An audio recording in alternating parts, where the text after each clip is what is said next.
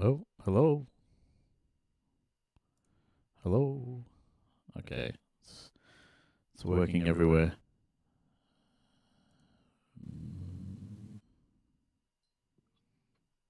Let me remove this. I'm just seeing if there's a duplicate.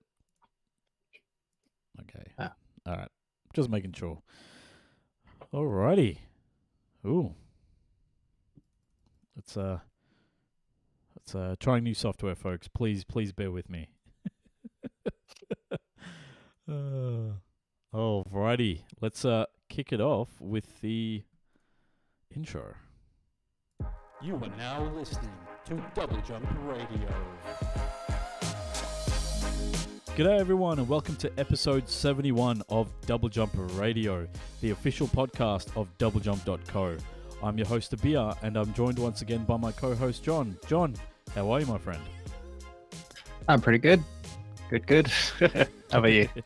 I'm very good, man. Very good. Been busy, but it's good. Good busy. Yes. watching some new Gundam and got to play a little bit of Overwatch, so hopefully I can talk about that a bit later. But you're still going the ongoing adventures of Rocket in the Reeves household. Yeah. We've kind of, for those who don't remember or know, Rocket is our third cat being introduced into the household. Is our cat sighting. Cat behind it. Yeah. What was it? So we've kind of, I don't know, not much news there. We've sort of kind of slowed down his integration into the household. So kind of so basically kind of reset how he's interacting with Zoe and Ash. And now we're kind of just, I don't know, taking it very slowly. So it's basically where we were at a few days, like 2-3 weeks ago. Yeah. Like a few days into him actually being in the house. So it's not very different from last time we talked. Yeah. So but fair enough. yeah, Baby otherwise steps. just been playing. Yeah, I've been playing too many games. I think I've just been playing Boneraiser Minions, which I don't think I mentioned last time. No. No, okay. I basically it's like basically the same stuff I'd have to say about Vampire Survivors, because it's the same game basically. Kind of, not quite, but close. And so I'll talk about some Hellraiser and some manga, and Hey. good couple of weeks. That's awesome, man. Well, why don't we kick into it by talking about what was on the site over the past couple of weeks. The main article we had go up was Ethan's review of Splatoon 3. Dude, I forgot Splatoon. Like, I feel like there was more fanfare around Splatoon 2 than Splatoon 3, but maybe that's just me. Probably. I think it's kind of natural because like 2 was kind of, basically a relaunch of the franchise because the Wii U created, as a hardware device. Like it didn't do, like there was only so many people who played the first one. Yeah. But like, then suddenly all the people who bought the Switch could, actually try it because they did not have Wii U. Yeah. And now like with 3, it's like it's kind of just a refresh of 2. So it's just I don't know, like it kind of makes sense. Yeah. I think like it's also selling the best ever in Japan, so they love it. Yeah. Like it's selling well in general, but it's in Japan, I think it's like at the top of the charts, like very securely, which doesn't happen too often outside of like Monster Hunter and stuff. Yeah, like the thing that's I guess the thing that holds Splatoon back is also the thing that works in its favor. Well, according to Ethan, is that it's more Splatoon. It's probably the best that Splatoon's ever been, but it's just not as novel or as exciting as it once was. So, yeah. Also, Ethan, like it's like a pretty in-depth review. I think it's one of the longer reviews we've had on the site for a little while. It says it's so a it's 10-minute worth read. going to read. Yeah, it's worth going to go read it if you're interested. Definitely. Like because I don't think the main points are kind of unsurprising based on other things I've heard and read about. Because I actually have still only played like an hour of it. I never came back to it much. I still, even though I really should. But it's like, he gets into some interesting points I hadn't heard yet. Yeah. So it's, worth a read, I Yeah, think. definitely. Head over to doublejump.co right now and you can read his review after this. But let's move on to the news for the week.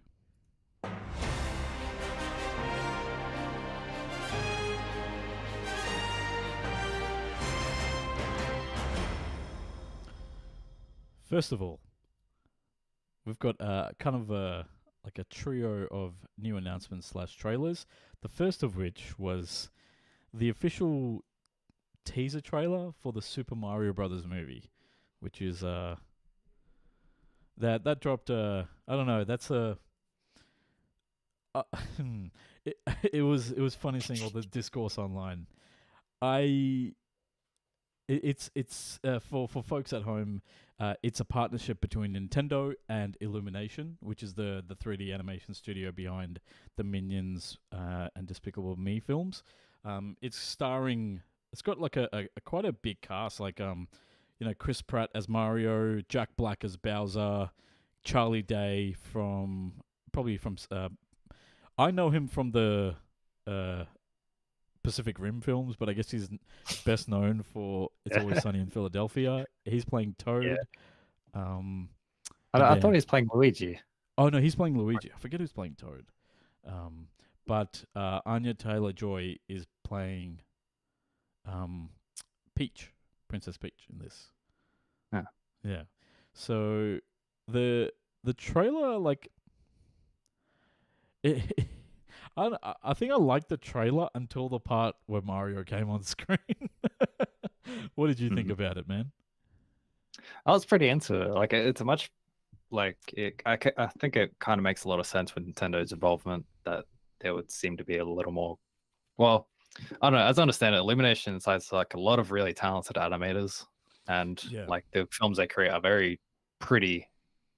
Like, I don't think I've seen any, maybe ever. I don't know, but it's like because they make a lot of movies for a a large 3D animation like production house.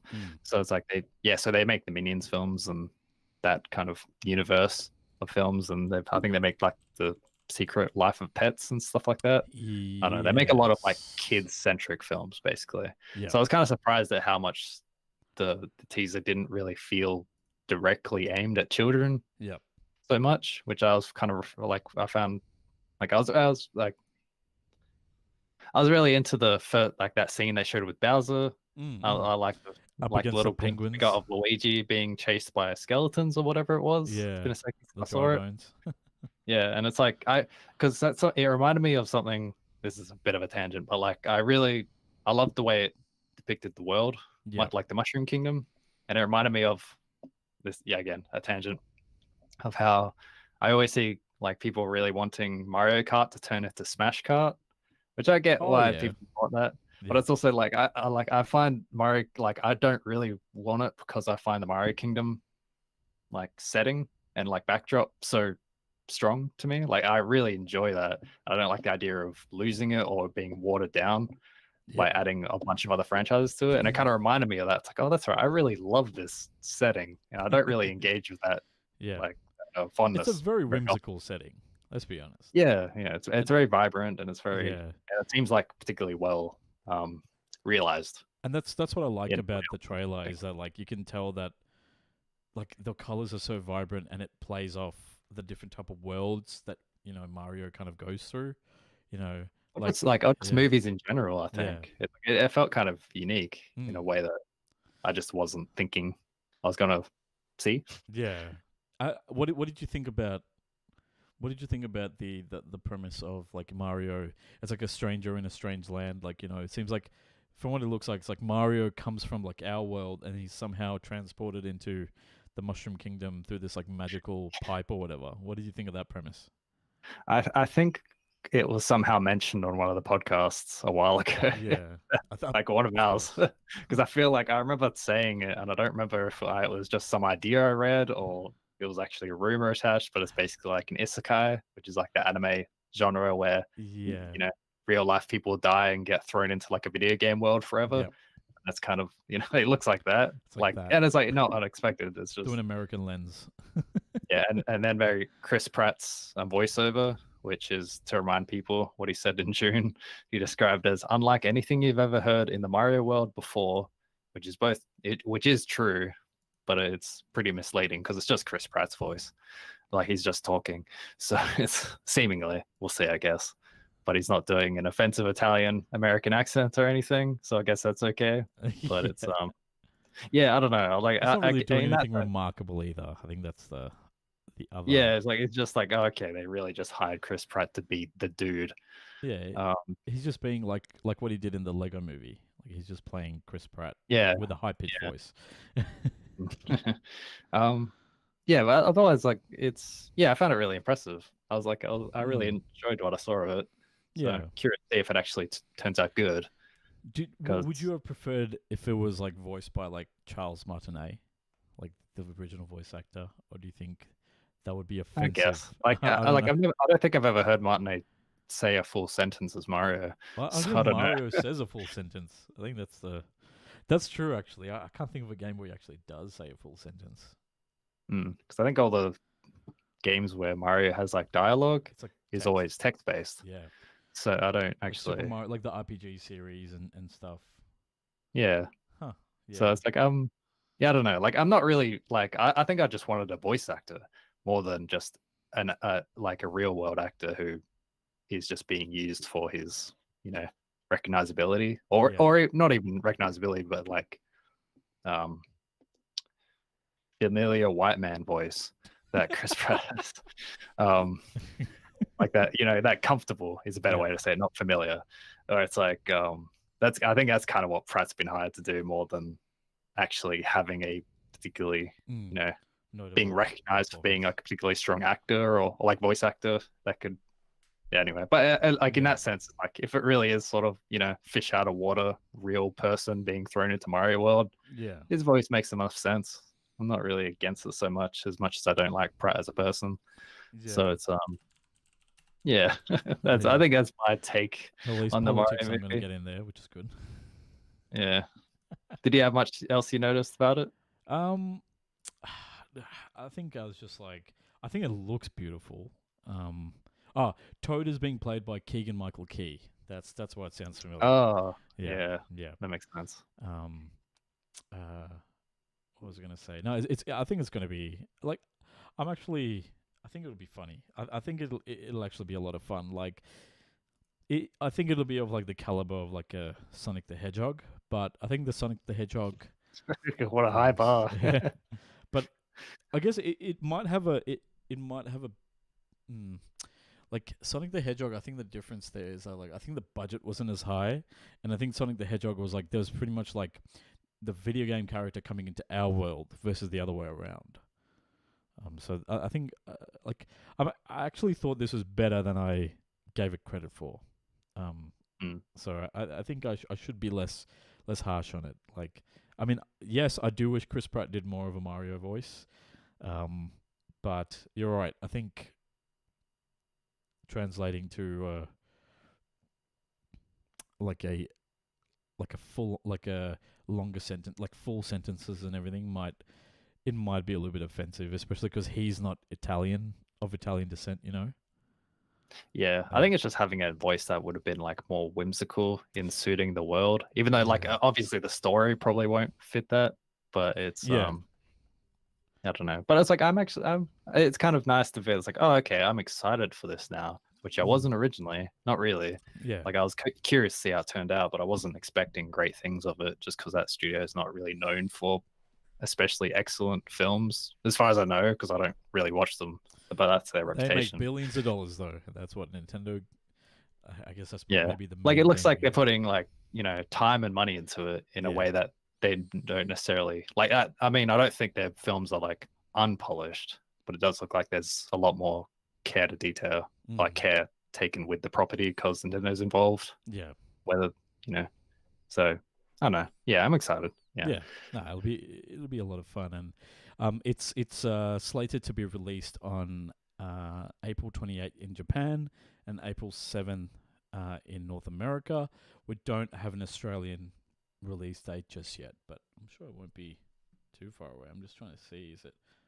We do have it here. March 30. So we're going to get it first. Oh, That's what cool. happened with the Sonic the Hedgehog movies as well. I think we got the Yeah, premieres like first. kids' movies tend to get moved around for holiday periods. Yeah, so it Happens a must be lot, like public Feb- holiday or something. I guess so. I'm not actually. I have no idea because it's always a surprise whenever holidays hit in Australia. Like Yeah, here, that's true. I was That's like, true. oh, there's kids around suddenly. um, Yeah. Oh well, that's good. We don't have too long to wait now, so hmm, I'm just glad there's no like last minute crunch for some horrible redesign or something. Which, hopefully, yeah, yeah, I that's hope fair. that's true. That's Yeah, true. we'll see for the next teaser when someone hates something. Oh, everyone hates Uh, something. I mean, well, uh, divisive, speaking of divisive, like looks, Need for Speed Unbound. yes, the announcement of the next Need for Speed game has finally arrived. It's kind of been leaked and rumored for a little while now, like Mm. specifically of its visual style, which is very, yeah, I suppose divisive. It is very specific and unique in a way that will definitely not appeal to everyone.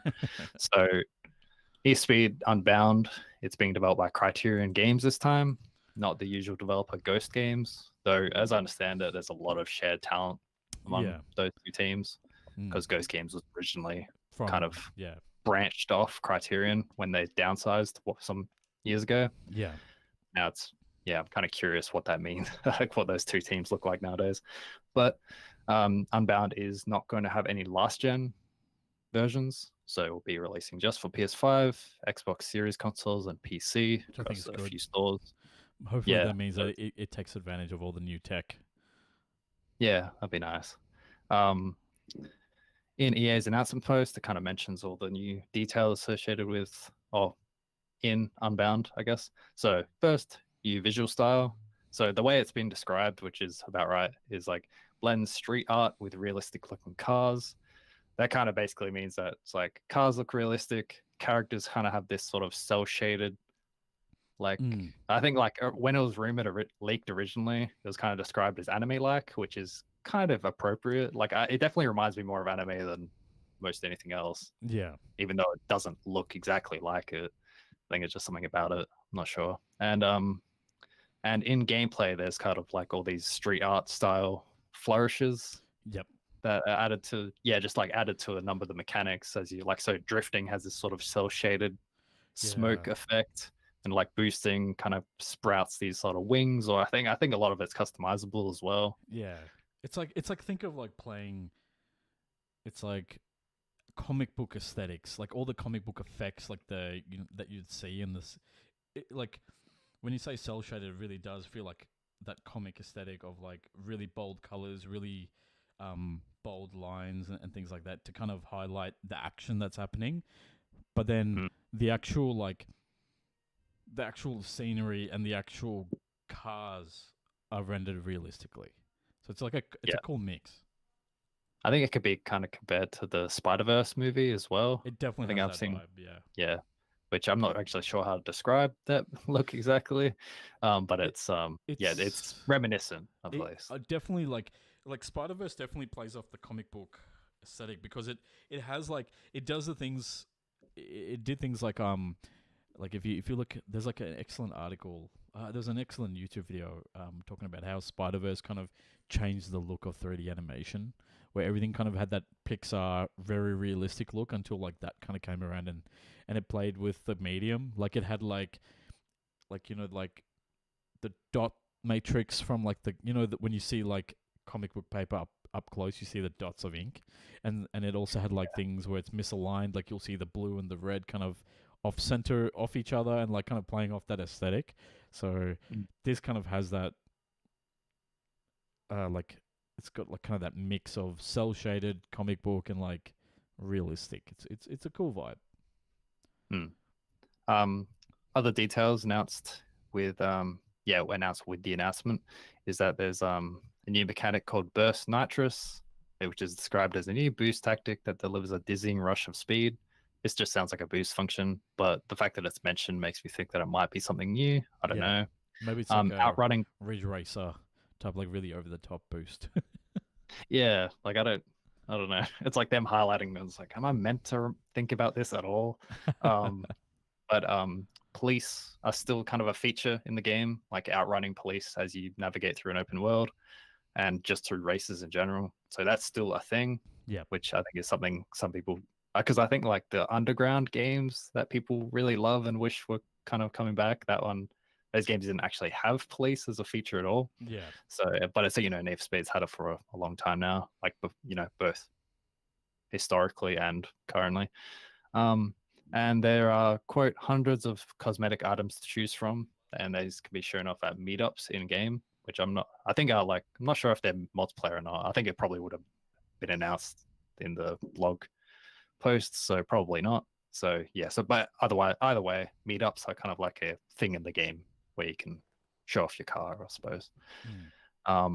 And lastly, I think it was announced that on Twitter separately, all the animated like effects, like comic book style effects during gameplay, can be adjusted. I'm not sure if they could be turned off exactly. I think at least be like downplayed a lot than it looks like in the trailer. So I think that's kind of all we know of Unbound so far. So it is set to launch on December 2nd of this year. So a pretty quick turnaround from announcement to release. Yeah. Which I don't see too often. I think it's like I think there's definitely been a gap in the arcade racing market for a while, and I think the last few Need for Speed games just haven't really done it for people. So I'm hoping that this is like really good because we need that. Like, I hope, this does look like a follow-up to Need for Speed Heat, though, which is the previous one. So, and it's like Heat which itself was like a follow-up to like a spiritual successor to Underground. It was like kind of channeling that night racing look. Yeah, I saw I saw some like comments recently saying it's like Need for Speed keep saying they're kind of doing Underground again, but it never quite happens. This is the closest. That is what happened, because that Need for Speed 2015, like when the live action. Yeah, it's like that one was also that was definitely Underground again. Yeah, it's like a lot of it's like they just haven't really nailed that, like that feeling, like what people want from that description. So it's like they keep chasing after it. So it'd be nice if they actually get close this time. Because I don't think Heat was meant to be bad, but no, I don't think it was bad. I just think it was unremarkable. I think that was the thing with it, is that like it was better than 2015, but it wasn't necessarily like blowing anyone's socks off in terms of gameplay or anything like that. Because I played it for a little bit on the EA Play trial when I was playing something else. I don't remember why I got the EA Play trial. What did EA release that had? I don't remember anymore. Anyway, I did try Heat for a while, and I got bored of it pretty quick, which I think happens with racing games a lot nowadays for me, to be honest. But like unremarkable is a good word for my experience with it. Fair enough. And then we've got got Wild Hearts. We've got an extended look at that. Yes, so we kind of mentioned the announcement last time we recorded. So this is Omega Force's new entry in the hunting genre, being published by EA and in partnership with Koei Tecmo, because they own the studio Omega Force. And also Omega Force is known for making Musa games, and they've also made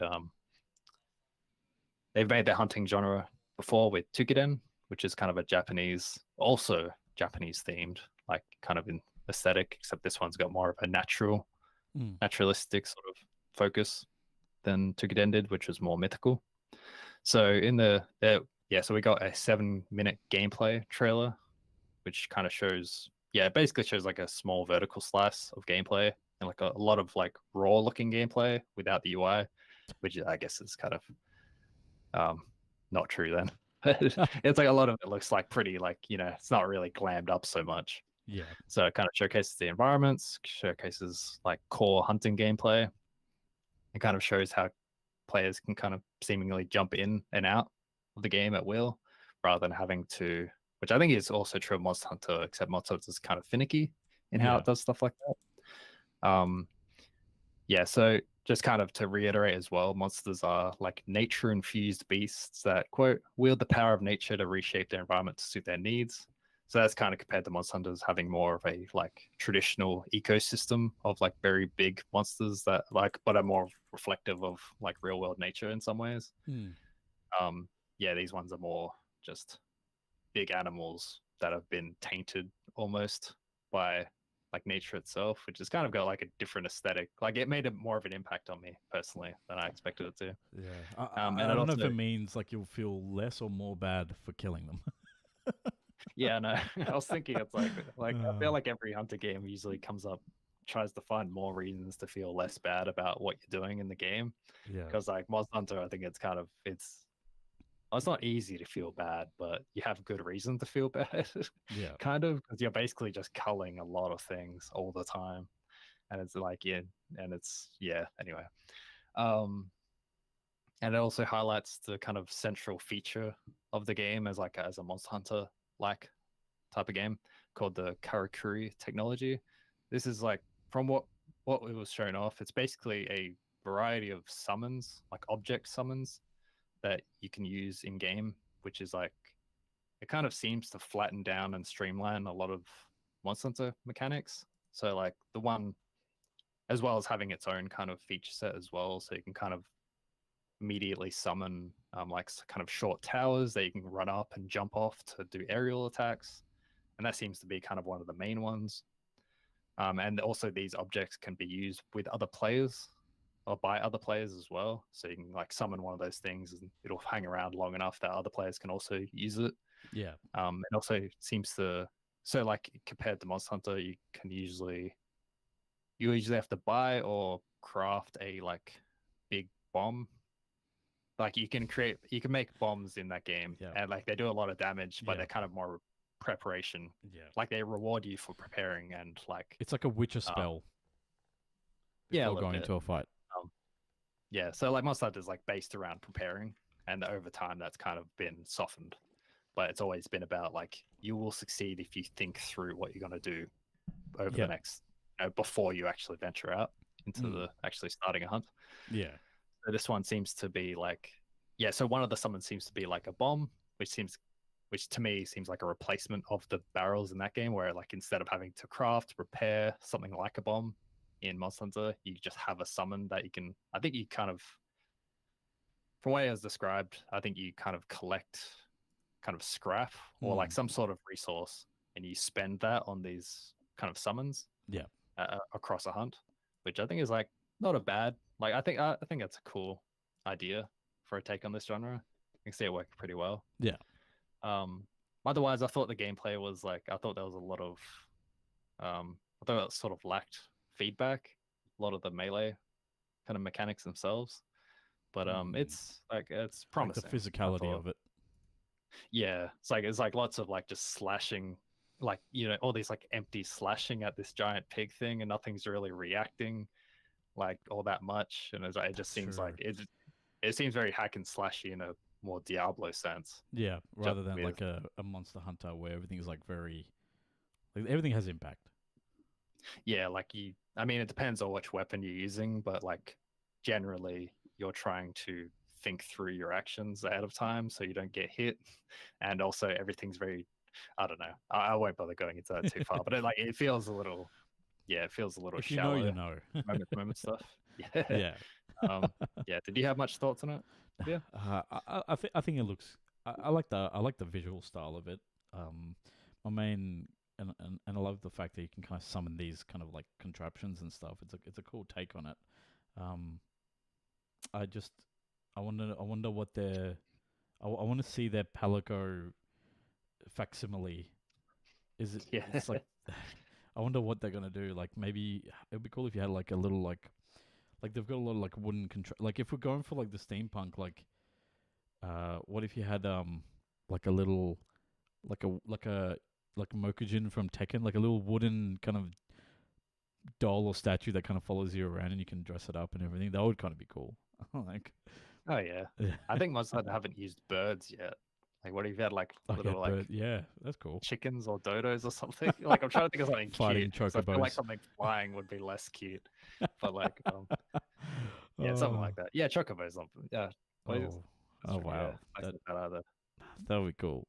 Oh man, nah, dude, it looks like fun. So we'll see. We'll see how it pans out at the end. Well, speaking of how things will pan out, let's talk about Starfield, which is the next major release from Bethesda Softworks and Bethesda Game, because there's no Bethesda Game Studios is the developer, Bethesda Softworks is the publisher. I have to always get that. I have to remember that. There's two different entities. So, basically, Bethesda released a unlisted YouTube video, but obviously anything unlisted gets found. In which one of the community directors by the name of Jeff Finster, I'd not say sat down, actually more like stood up and spoke with the game director Todd Howard. You know, I don't know, he's like kind of maligned. I don't know, like he's like kind of like you hate him or you love him type person. Very divisive personality. And essentially in the video we actually got a look at the new kind of dialogue system that Bethesda's trying for this release. So it's kind of harkens back to Oblivion in a way. But the cool thing about it is that the actual dialogue, when you are in conversation, you're kind of sort of playing like a mini game to persuade the other person in the direction you want the conversation to go. So it's like it'll be interesting to see how it is in practice, but essentially, like you can kind of react to the emotion, like to the way that the characters are emoting, and how should I say, like gamify the dialogue system. Usually, like in like other games like Mass Effect, there's just like positive. There's like kind of the Renegade, which is like the kind of the crazy option. The Paragon. No, is it one? Paragon. What? Sorry. Is that Paragon in Mass It Effect? is. It is Paragon. Yeah, the Paragon system for like the good choice, and there's usually like like a neutral choice. In this one, like you kind of have more you can have more subtle options and there's feedback to actually tell you where it's going to take the conversation.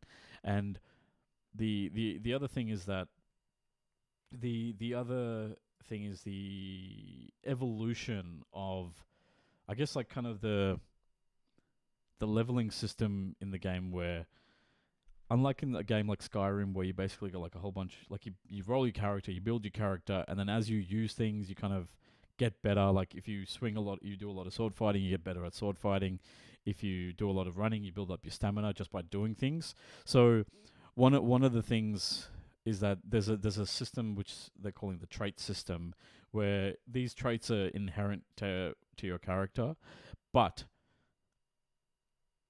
it's designed so that you can actually remove or add traits to your character as you progress in the game, and different quests that you can remove traits from your character based on the quests that you go on. And what that'll let you do is that you can actually shape your character's personality, or kind of like improve your character's kind of like base role without having to start a new character from scratch and then work out new stats. So it's like if you feel like you've got certain advantages and then you're stuck with these disadvantageous traits, you can do quests to kind of alleviate, sort of like, you know, when you kind of do some personal learning and growth, but like a gamified version of that. Now, the caveat is that this is Bethesda we're talking about, so let's be honest, like you've got more than 250,000 pieces of dialogue, so there's a lot of dialogue. But I don't trust Bethesda with getting the systems right, because Bethesda doesn't really have a very good track record when it comes to game development. Let's be honest. And it's not like it really, like, they make buggy messes of games, like you know, like Morrowind had bugs, had like a lot of weird physics, kind of quirks and stuff. Oblivion had a lot of that as well, and a very like, I think Oblivion and Fallout 3 had a very like kind of very stilted animations and very like, how should I put it? It's like interacting with people on a play set, where it's like, you know, people are actually meant to be in that position, but for some reason they haven't moved there. So as you're approaching kind of like their block, like their kind of So their starting point, they'll just like warp there, or they'll just like run there, and then they'll kind of like then quickly transition into the state that they're meant to be in. So it's like very weird and like kind of jarring, seeing kind of like seeing the game logic trying to catch up with your actions. Which The game started out okay otherwise usually. yeah, except like Fallout 4 was really bad, and Fallout 76 was, I mean, a train wreck. I mean, even though noted horror and like sci-fi director John Carpenter really is addicted to it, contrary to what he says, it really didn't Apparently launch it's that good well. nowadays. It wasn't good initially. Apparently people like it a lot now. Or at least Yeah. like a lot more. Yeah, But I think it was like yeah, one of the last games that you could probably get away with. Or I don't even think. I think it was like one of the first games in the post Ubisoft style of, we're going to launch it, it's going to be broken, but then we're going to fix it later, and you're going to love it eventually. I think it was like the first one where there was a lot more like public like outcry. maybe. I think they just did what No Man's Sky did, and just improved it well enough that people were eventually happy with it, to the point where it's like, okay, I don't care so much about the launch anymore. You've forgotten about it. Yeah, Yeah. I guess they'll still want their proper Hessian bag or whatever it was in their special that edition they couldn't get. never got sent out. Yeah. Uh-huh. I'll also say it's like, I think my read of the dialogue stuff was that it was meant to be, it's gonna be like Skyrim, but the stuff with like charisma points has been changed around for this persuasion system. And being more visible. Yeah, like I think the idea is the persuasion stuff is meant to change. Like, so originally, oh no, did it show it in the video? Yeah, it had like +4, +3, +2 Oh, okay. I'll look at next to the different options. My impression, yeah, like reading it, I got a different impression. Yeah, never mind then. I'll go to it later. But it's yeah, I figured it was more like, okay, you don't need like 70 charisma stat exactly. You can just, there's a bit more flexibility in it. But either way, it does seem like that is true, regardless of what I'm imagining currently. But well, we were meant to get our hands on Starfield next month, but it's been pushed back to, I think, still technically the first half of 2023. So we'll see in another 6 months, how the game actually shapes up. So fingers crossed it doesn't launch like a Bethesda game and actually is free of that many bugs. Well, I remember like the original fear from Bethesda was that it was going to launch like Cyberpunk, which is why they pushed it back. Yeah. So let's not. We don't want that. It's gonna like. I think I want it to launch like Fallout 4 or something. I think Fallout 4 didn't do too bad, but any of the other games. Fallout 4 had a lot of bugs. I know. I'm just saying. It's like I thought it was like slightly better than average. Oh, than the titles maybe. I mean, better than Cyberpunk, but I don't know if that's saying much. Yeah. Well, speaking of better than Cyberpunk, seems like another embattled company is Activision Blizzard, and Activision's apparently going to be skipping Call of Duty next year in terms of a mainline release. Now, this is a newer leak from a Twitter user by the name of the Ghost of Hope. Would be kind of hinting that like a greatest hits map pack from like Modern Warfare 2 and other kind of fan favorites, so to speak, games is pretty much going to be the bulk of the content released next year, and it's all going to be focused about kind of the live service aspect of the new Modern Warfare 2 that's being released later this month. So instead of a traditional full-blown Call of Duty sequel next year, it's going to be more like a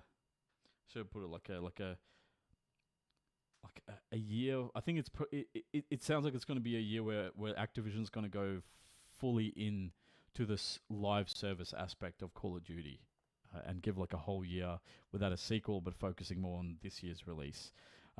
If this is true, and this is, I guess, following on from a report from Jason Schreier from earlier this year, I think it was in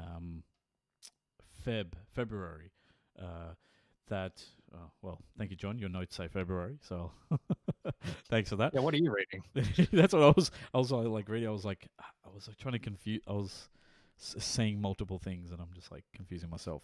But if this is true, it would mean that for the first time in 18 years, Call of Duty hasn't had a mainline release. And that I think that's going back to like, if it's Call of Duty, it's 2005. That would be Call of Duty 2.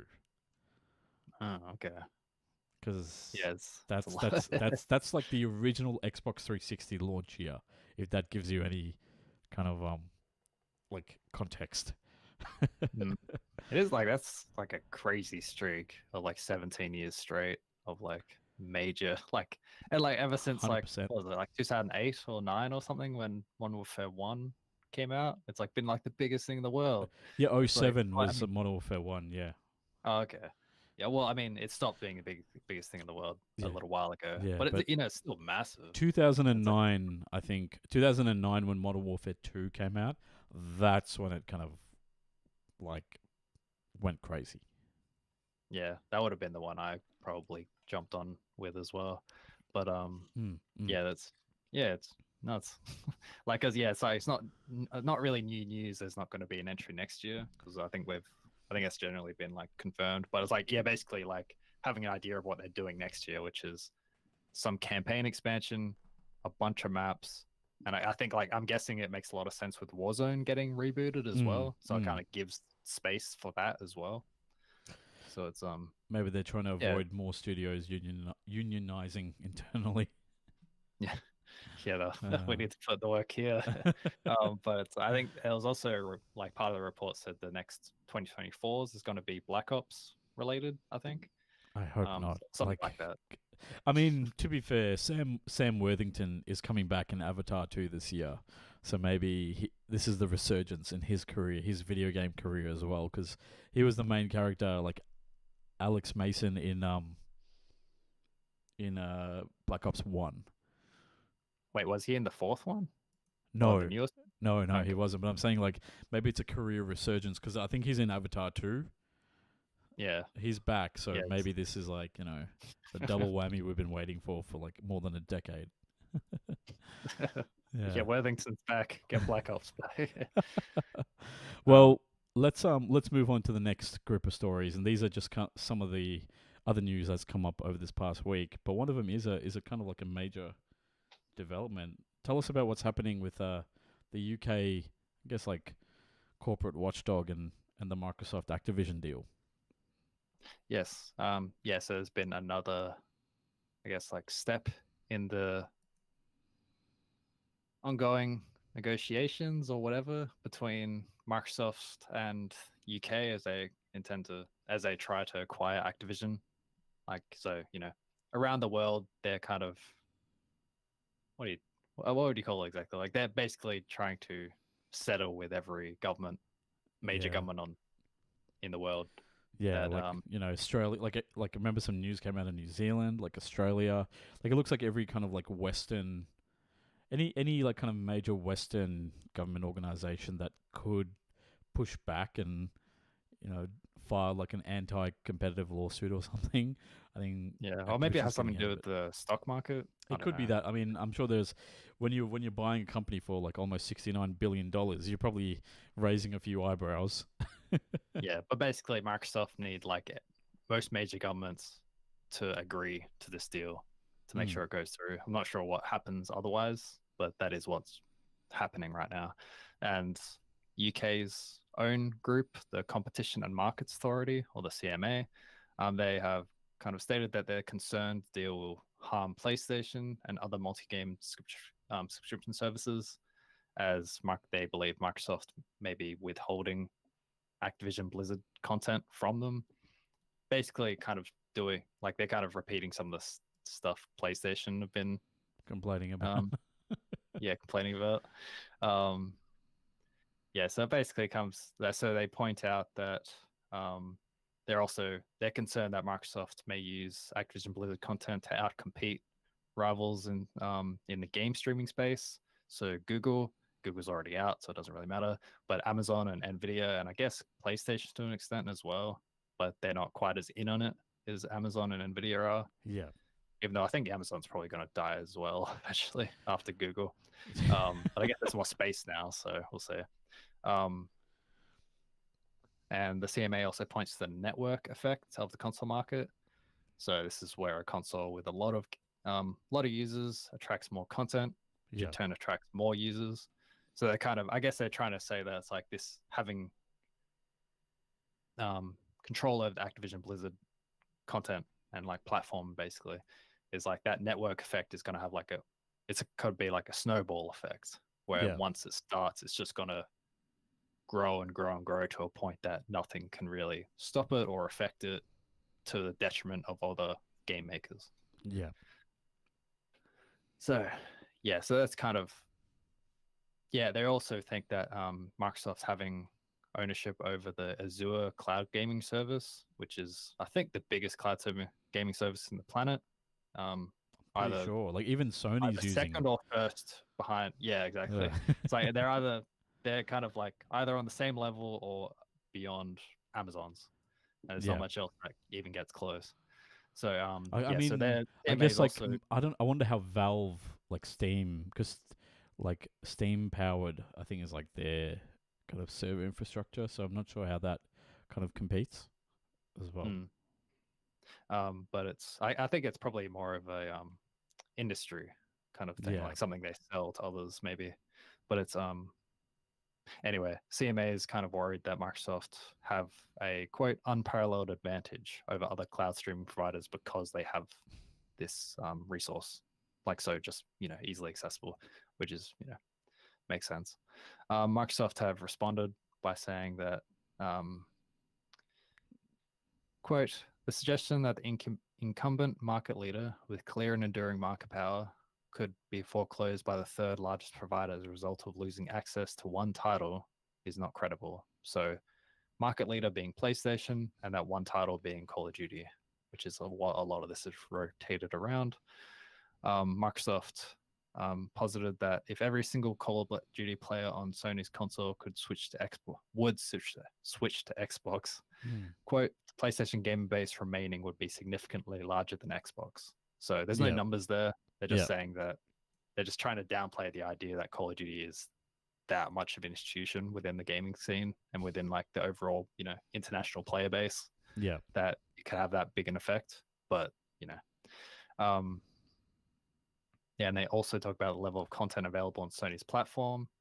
And they also mentioned their number of acquisitions. So none of them are like even close to the scale of Activision or probably Bethesda outside of Bungie. But even Bungie is like still just a single developer.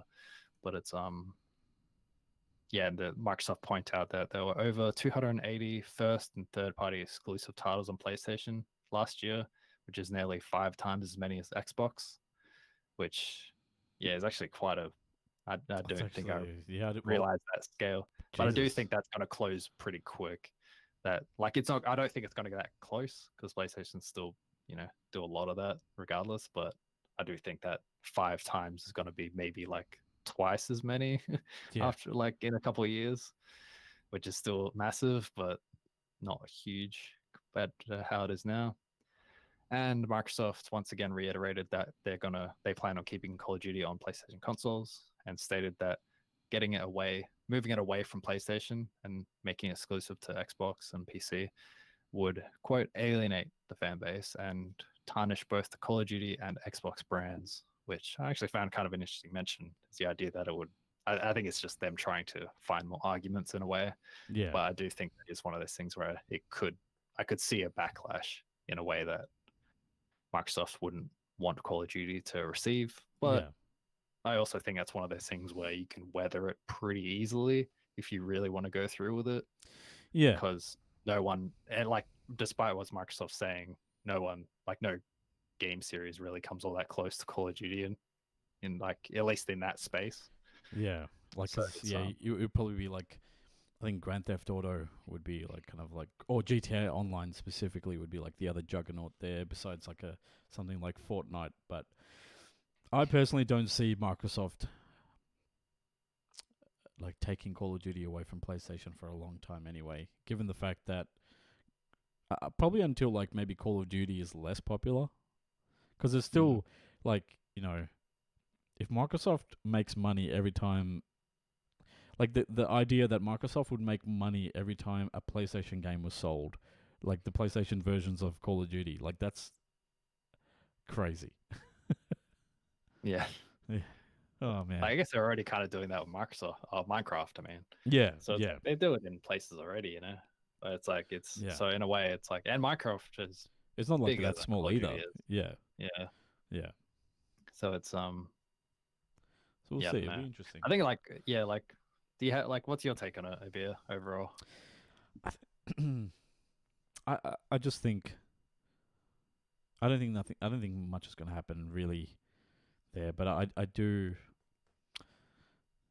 But I don't see Call of Duty going exclusive, but I see Call of Duty going day one Game Pass, and that's Yeah. going to be the killer because Call of Duty games are notoriously never on sale. They don't go on discount. Even like old Call of Duty games don't really go on discount. So that could be like, if that means like every year you don't have to fork out another $120 or whatever it is for like Call of Duty, that could be like a big draw for Game Pass subscribers. Yeah, it kind of undercuts the idea of like PlayStation pushing an increased retail price. Exactly. For PS5 It goes titles against nowadays. it. Yeah, it's a different Yeah. narrative. And also means like this will also, like if you think about it, it'll get more people into the Game Pass ecosystem, and that may mean it's like that might get more people trying other games on Game Pass as well. Like there's like not everyone, but I'm sure there are going to be some people who would try Game Pass. Like, oh, I've already got this for Call of Duty. Let me try something else. Or the new Halo's there, or the new Forza's there. Oh yeah, I'll try that. Or the new Bethesda shooter. You know what I mean? Yeah, like that's always kind of the goal. Like like with Starfield and Halo, like that Yeah. has to have those ripple effects regardless. It's like Yeah. I do think the idea that like them saying it's like trying to frame PlayStation as like such as Goliath when we're talking about Microsoft in the Yeah. world, like it's such a like they're not wrong in the like I think some of the statements they're making sound like I would agree with them, Yeah. but it's also just like Yeah. I can't really get yeah. myself to side with Microsoft of all companies. Yeah, like in they're just trying to acquisition say like, argument. oh look at Sony versus Xbox when it should be more Sony versus Microsoft. Yeah, exactly. Yeah, it's like it's Yeah. not like I would like this acquisition to not go through still because Yeah. it's never really a good thing, even though I don't know, it's never going to stop. It's just going to keep going all over the place. Yeah, and there's But, nothing and there's no indication that Microsoft has any intention to change the culture there. So like, yeah. Plus, they could just be lying because that's how it works. It's like Yeah. they have like this is more about just as I understand, I'm pretty sure that is how it works with these kind of acquisitions, where it's like they are trying to convince government authorities that what they say is going to remain true, but there's no actual. They're not like they don't have any duty to remain by it. I don't think so. I think the idea is that maybe they can get into some contractual obligation as part of these things, but I don't. We'll see. I have no idea. But it's no. Well, yeah. Anyway, speaking of embattled companies and making big moves, this past week, CD Projekt RED announced that it's working on a further 6 new projects. Now, it already said that it already had like some other projects that he was working in the background, like a potential there was already like a Cyberpunk sequel and stuff kind of penciled in. But now we've got a new Witcher game, which is codenamed Sirius, being developed by the Molasses Flood, a new Witcher trilogy. So instead of the single game that was the single reboot game that was announced, this is going to be an entirely new trilogy that is being developed by CD Projekt Red proper.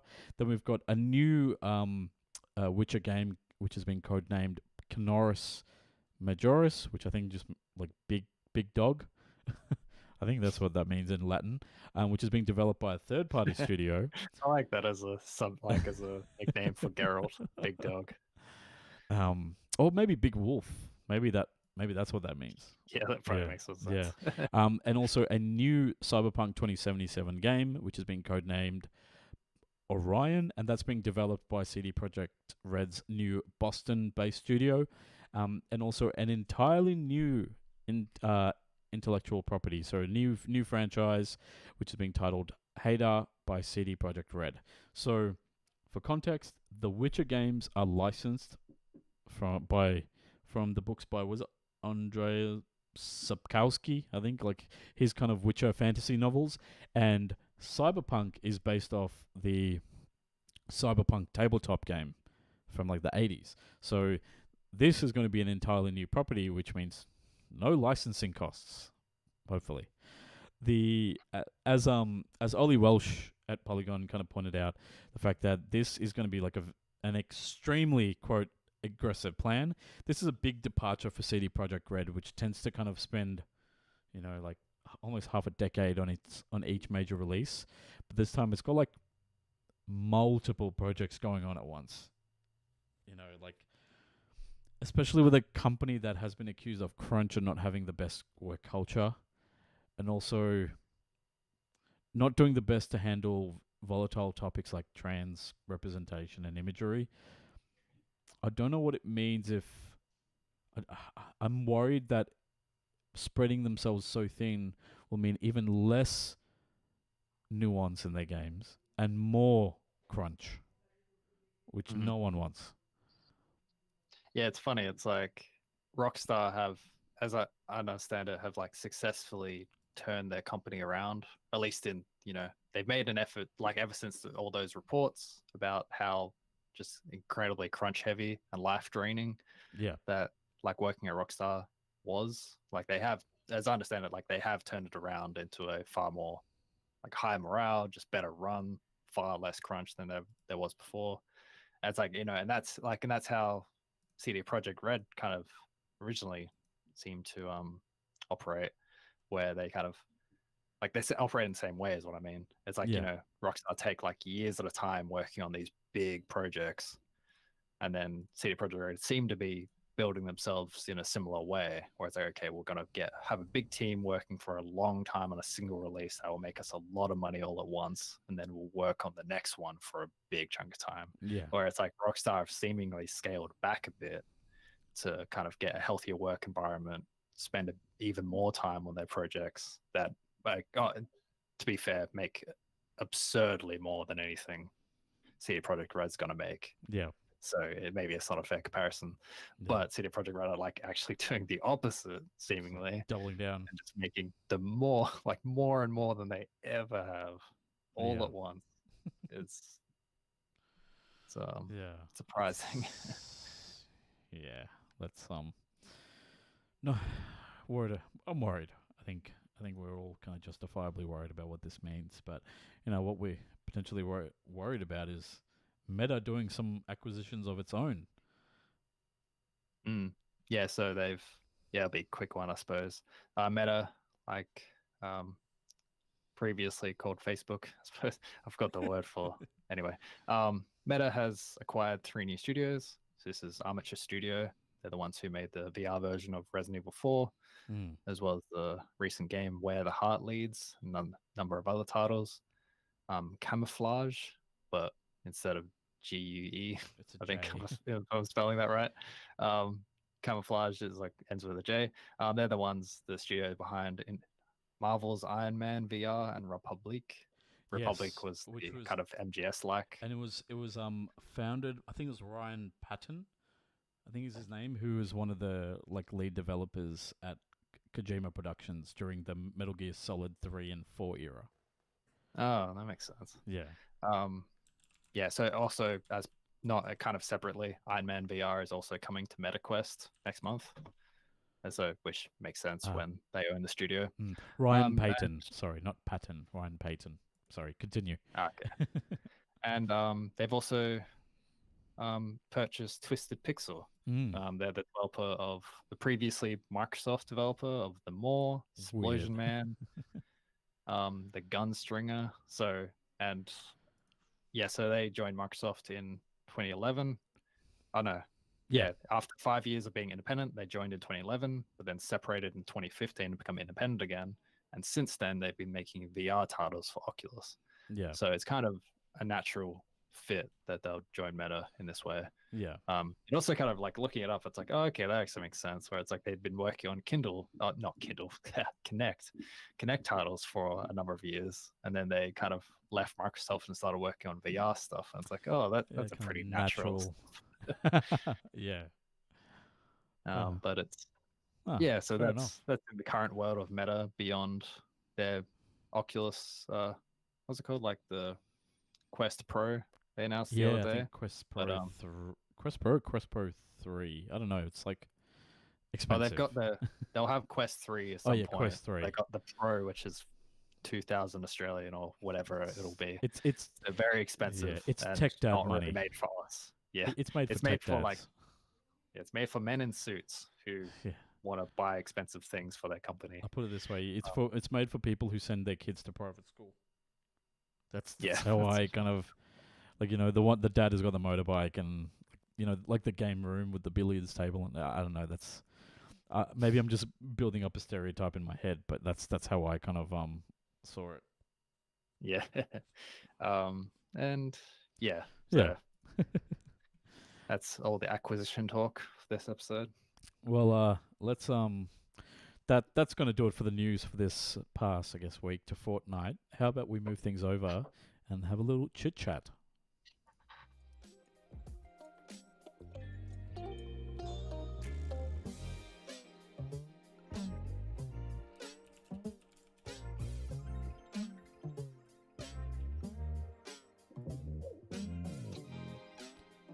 John, you've been reading some Blue Lock, which, as I understand it, is a manga about soccer. Yeah, it's I don't remember. Oh, that's right. Yeah, I stumbled upon it because it was nominated for a best manga award somewhat recently, and it's like, oh, check it out. And then it's also happening, like the anime adaptation is also happening currently. Like it started with this new season of anime, Okay, just by coincidence. That's what happened. So that's also there for anyone who's interested. But Blue Lock is written by Muneyuki Kaneshiro and illustrated by Yusuke Nomura. It's basically Squid Games but soccer. It's a death game take on soccer. I know. It's like a death game take on soccer, where it's like the premise is that Japan's like soccer association, they've decided that they're going to take a very dramatic route with how they're going to try and build the future of the team by creating this sort of like prison environment for like the best, like I think 16-year-old like strikers, specifically strikers, which is, I don't know a ton about soccer, but they're basically like sort of this relatively independent elite role. Yeah. And like the idea is to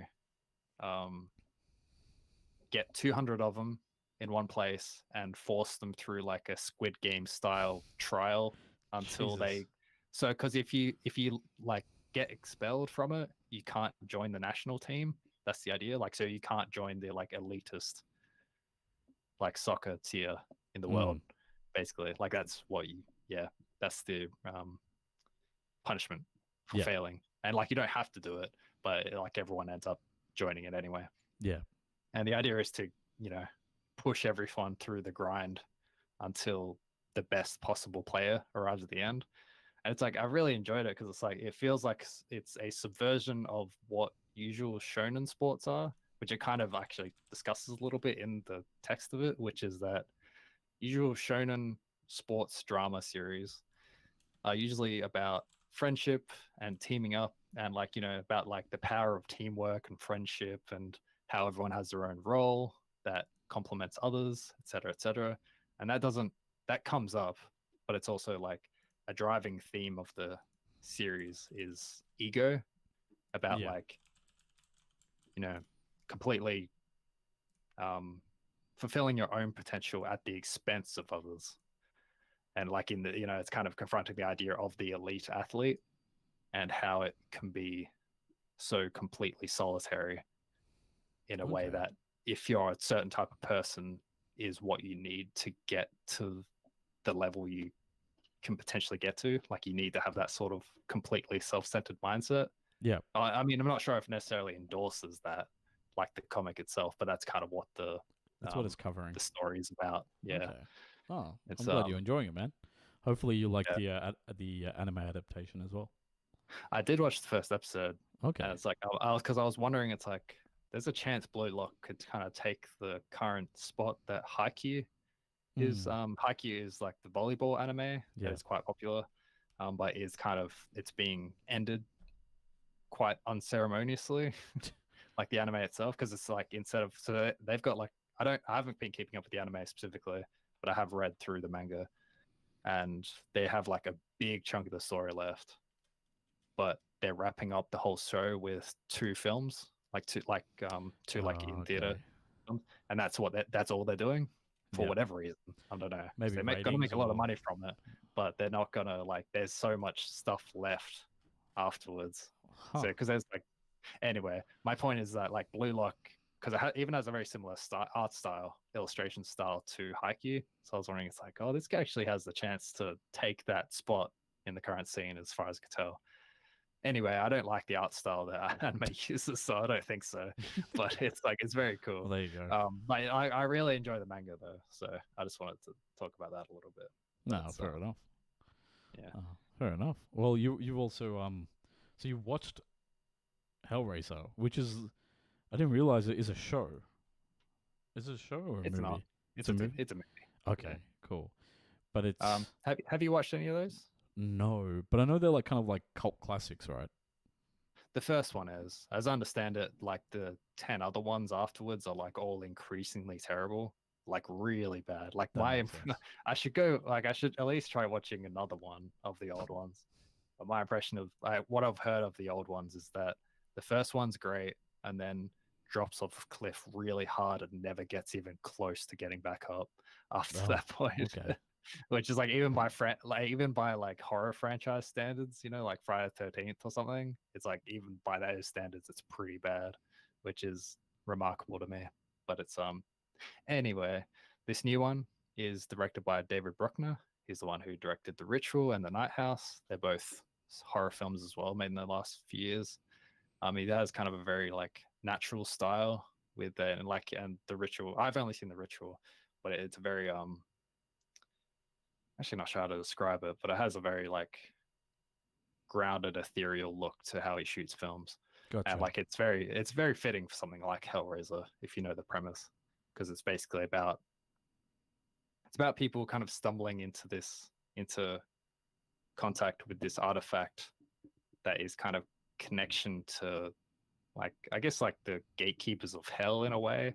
Going into it more is sort of spoiling stuff, I think. It seems like you're summoning another dimension, like the dimension of hell.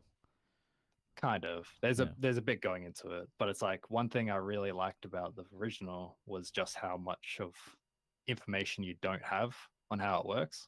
Yep. And there's a really good core story and like character drama about all these people who are like have all these conflicted feelings and motivations in terms of like how they interact with their desires. It's like that's basically what it amounts to. So it's a very like grounded story, but it's mixed up with this supernatural horror, and it works really well. And how much you don't know about, like it really gets you thinking about how all the like supernatural stuff works and functions, but it never really answers much of anything, and it's very evocative and effective. Makes you think. The new one is like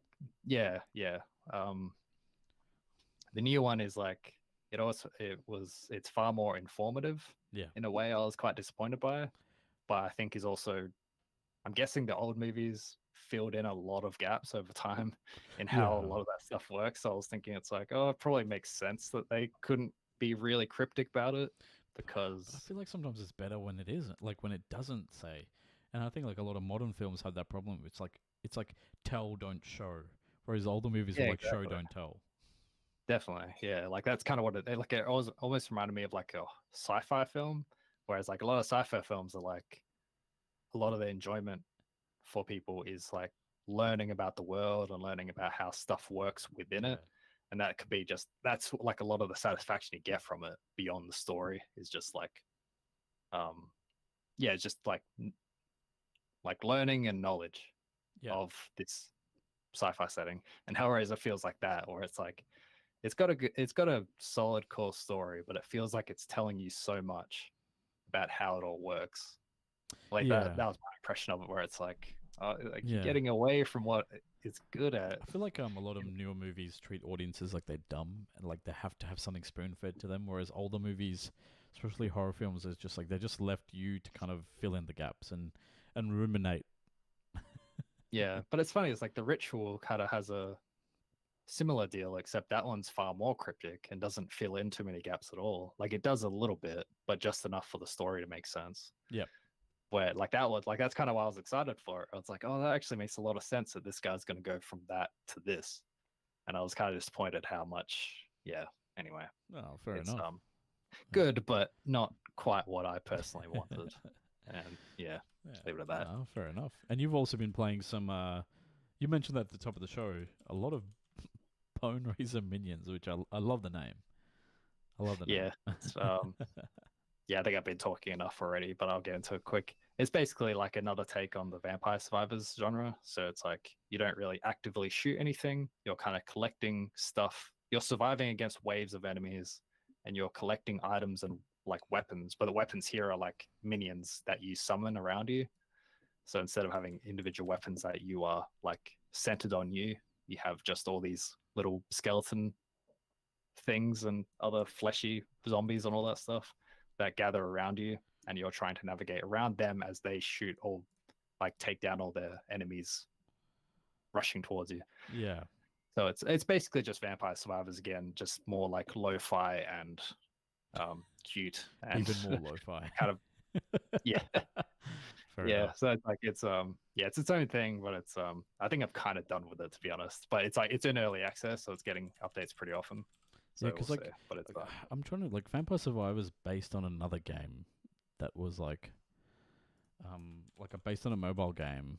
Is it Was it Vampire Survivors based on? I was trying to figure out what Magic Survival. That's right. Magic Survival is the original mobile game that kind of spawned this. Spawned Vampire Survivors, and then this is like kind of like its own riff on that. So it's like a weird it's like a weird kind of take on it. But Magic Survival is on iOS. It kind of reminds me of Auto Chess. Yeah. That one just kind of started from one place and then like sprouted a bunch of clones. So maybe I'll try Magic Survival, and then we'll come full circle. But yeah, I've been playing Overwatch. Well, I have been. I realistically only got to play like a few hours one day, because it's just number one, if you could even get into the game, or number two, it's just been so busy. Like just trying to fit everything in, it's been pretty tough. But no, it's been a lot of like, it was a lot of fun. Like you just kind of, it's kind of like those things where it just kind of you fall back into the rhythm very quickly. And the biggest change, like there's a huge gameplay change here where instead of having 6v6, it's 5v5. So you still have two support characters. So your healers, your buff your kind of like your buffing characters, and you still have two DPS. So still two kind of damage heavy characters. But then instead of having two tanks, which are kind of like they're kind of like the meat shields of the team. So instead of having two of those, you only have one. So it means that, you know, you have to be a lot more aware of, you know, the like tanks have a more important role to play, because they need to make sure that they're there to protect the weaker characters, usually the support characters, who, like, you know, have like the lowest HP, but can do the most can provide the most benefit to the team in terms of like keeping them alive.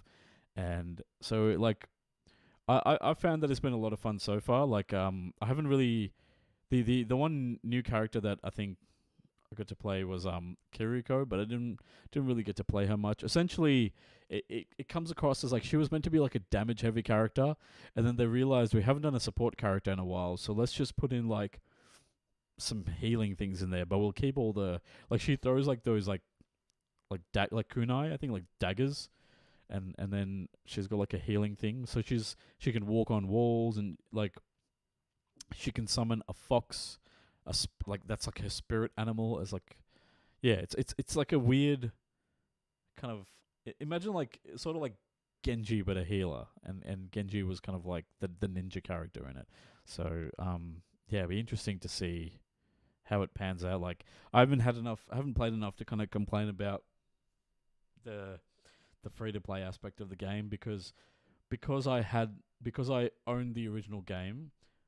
All the original characters were unlocked for me, as well as competitive mode, as well as Kiriko, like the new character. Like I was able to play her because I think it was like a bonus for like people who've played before. So I didn't feel like as much of the pinch. And yes, the different tiers of the battle pass do seem like they're very slow, and like the free rewards are like every second or third kind of like unlock. Whereas something like Destiny, where there's like two parallel like kind of battle passes, a free one and a premium one, whereas this one's got like I think it's sort of like Apex Legends, where it's just got like the one battle pass and you can see what you're missing out on.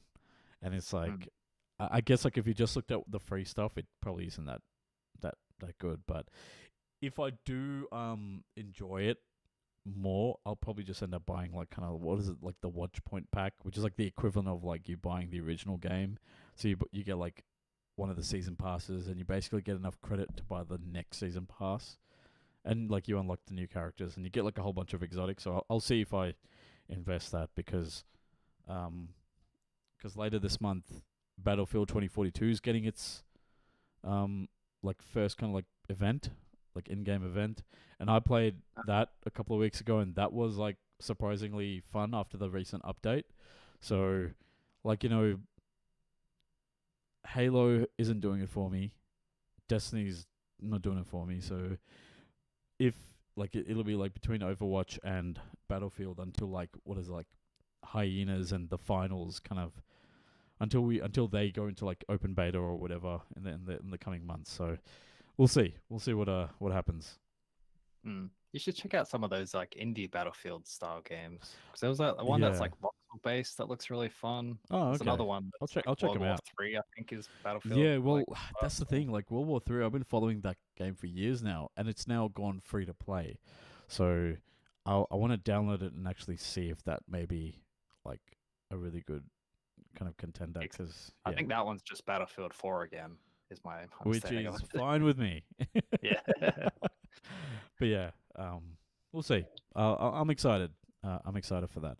What I did want to ask though is that, like, John, you watched the prologue episode of Mobile Suit Gundam: The Witch from Mercury. I just wanted to ask, what did you think about it? I liked it. I don't think I think I had high expectations that were met because I saw a lot of people really liking it. Aside from yourself, who really liked it. Yeah. So it's like I don't know. I was like, it definitely sets a tone where it's like, oh, okay, this is gonna hurt a lot to watch. Yeah. If this is the first one, which I'm guessing is kind of because it kind of the premise sort of takes a turn from what I expected. A lot happens in that one episode. Yeah. No, yeah, like after the prologue, there's like a lot. There's a big change in tone and setting. I understand. Yeah, it's a big time skip, and it's like very jarring. But yeah, I'm in episode 2, and it's starting to like those kind of political machinations and stuff that are front and center in the prologue. They're starting to be developed now. Okay. Yeah, but it's only 2 episodes in, so there's not much there. But I'm just very happy that you liked the prologue, like that you enjoyed it, even though you didn't kind of meet the hype that a lot of us Gundam fans were kind of heaping on it. I think we were just starved because we haven't had a new Gundam show in like 6 years or something. So it's like there's like a ton of anime starting right now. Yeah, it's like I think I saw the dog showed up in Spy Cross Family. Yeah, so Spy Cross Family's the second part of the season started, so that's on my watch list. Episode 13 and 14, and yes, and I think this is out as well. Yeah, there's episode 1 of that, right? Oh man, I re-upped Crunchyroll Premium because that's the only way I can get those simultaneous. So Yeah, the price is increasing this week too. This yeah, month it's too. already increased. Yeah, so maybe we can share Okay. one. Maybe that'll be the way we can kind of justify it. Yeah, that'll, Yeah. let's do that. But well, Yeah. that yeah. But you got to be like a mega fan. You can't just be like the normal premium. You have to be the like the top one Oh, you're to on that get. one. Okay. You have to get that one for offline viewing and stuff. Like if you want to watch it on the train or whatever. But I'll see. Maybe I'll just go back down to the medium one because, like, I don't know. Like I'm on a new mobile plan where I have data again, so maybe I don't really need to worry about it. But there's just something about just having episodes just saved and not having to worry. Just like it's just instant. But first world problems and all that. I need to watch anime on the train. Yes. How will I make it through? But yeah, nah. That's gonna do it for this week's show. Thank you so much, everyone, for watching along, and for everyone who's been listening to the recording. Always a pleasure. Like kind of getting to talk about what's been going on, and I'm really hoping maybe next week by next week we'll get to talk more about some of the anime we've been watching. Because did you ever end up watching Cyberpunk? I don't know if you did. No, I didn't. Okay. I still kind of plan on watching it, but I still have a pretty sour taste in my mouth about Cyberpunk, so it's kind of stopped me a lot. Maybe we'll watch. I've also been watching that Dragon Quest anime still. So I'm kind of like, what's happened is that like I'm really close to the end. I'm like 7 episodes off being current, very close. Oh, okay, that's close. like up to episode like 92. So now I'm kind dangerous. of burnt out a little bit on anime in general. Yeah. So it's like, okay, I need to cool it a bit. Maybe we have to wait on the Chainsaw Man discussion. Yeah, I guess. Yeah, you watch it. I'll definitely. Yeah, I'll watch it at some point. I've heard good things about it. Yeah, I think the intro video has been all over Twitter last couple of days. You need a good intro. It's all these film inspirations. Yeah, because that's anyway. Well, that's going to do it for another episode of Double Jump Radio. As always, you can head over to doublejump.co to read all of our awesome content and find links to all of our social pages. And you can go to doublejump.co/memberships to find out how you can support Double Jump by becoming a member or Patreon supporter today. But yes, John, it's been a lot of fun again. Hopefully we can record next week and not have a gap again. But yeah, until next time, everyone, look out for one another. Peace. See ya.